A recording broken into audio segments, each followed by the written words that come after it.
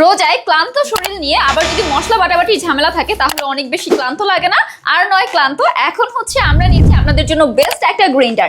তো এটা হচ্ছে গিয়ে বাজারে নকলটাও আছে, নকলটার মধ্যে আপনারা কিন্তু এখানে প্লাস্টিক এবং স্টেনলেস স্টিল মিক্স পাবেন এবং কালারটা একদমই ডিফারেন্ট হবে। নকলটা আপনি কিছুদিনই ইউজ করতে পারবেন এবং নকলটা থেকে আপনারা কিন্তু যখন মশলা দিবেন তখন পানি বের হয়। আর আমাদের এটা একদম অরিজিনাল থাকছে, হাই কোয়ালিটির থাকছে, 1850 ওয়াটের থাকছে, প্রিমিয়াম কোয়ালিটির চাকনা যাচ্ছে এবং এইটা কিন্তু একদম ফুল স্টেনলেস স্টিলের থাকছে।